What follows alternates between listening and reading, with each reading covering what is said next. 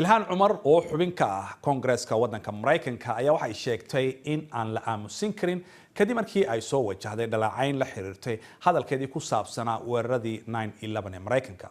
dadka weerarka afka ah ay kala kulantay waxa kamid ah Donald Trump. arrintan waxay noqotay dood ay ku kala qaybsan yihiin siyaasiyiinta xisbiyada dimuqraadiga iyo kuwa jamhuuriga.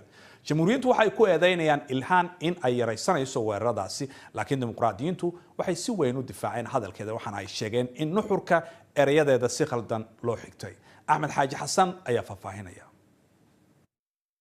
waxay ahaayeen erayo si fudud ay u tiri iyadoo u doodaysa xuquuqda muslimiinta Mareykanka, balse siyaasad ahaan si kala duwan loo fasirtay. hadalkan ayay ilhaan 23 Maaj ka jeedisay kulan ay lahaayeen golaha muslimiinta Mareykanka. qaybta muranka dhalisay ayay kaga hadlaysay sida muslimiinta loola dhaqmay kadib weeraradii Sebtembar ee 2001. muddo dheer waxaan ku noolayn dhibaato ah inaan nahay muwaadiniinta dabaqada labaad. dhab ahaantii aniga waan ka daalay. waa in qof kastoo muslim ah oo dalkan ku nool uu ka daalay arrintaasne.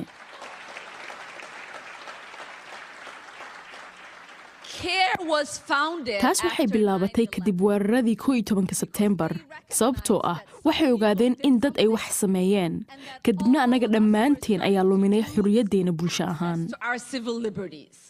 madaxweyne Trump oo arrintaasi soo qaatay ayaa muuqaalkan la xiriiriyay weeraradaasi bartiisa Twitter-ka uu geliyay ayuu dusha kaga qoray weligeen ma ilaawi doono. laakiin ilhaan oo barteeda Twitter-ka ugu jawaabtay Trump waxa ay sheegtay in la joogo xilligii la soo celin lahaa hufnaanta iyo geesinimada Koongareeska. afhayeenka Koongareeska Mareykanka Nancy Pelosi oo dhankeeda ilhaan cumar ku difaacday Twitter-keeda waxa ay sheegtay madaxweynaha waa inuusan muuqaaladan xanuunka leh ee 11 Sebtembar u adeegsan weerar siyaasadeed.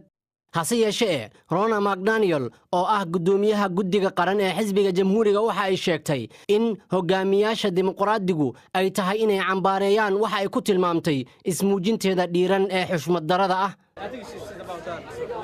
tiro ka mid ah musharaxiinta ugu caansan ee dimuqraadiga ee u loolamaya kursiga madaxweynaha Mareykanka ee 2020 ayaa difaacay ilhaan cumar waxayna cambaareeyeen hadallada Donald Trump. ilhaan cumar waxay horey u wajahaysaa weeraro afka ah oo la xiriira inay Yahuudda neceb tahay kadib markii ay soo hadal qaaday Israa'iil iyo ururada u ololeeya. dhaleecayn kaga timid siyaasiyiin ee dimuqraadiyiinta ka mid yihiin ayaana ugu dambeyn ku qasbay inay raaligelin bixiso.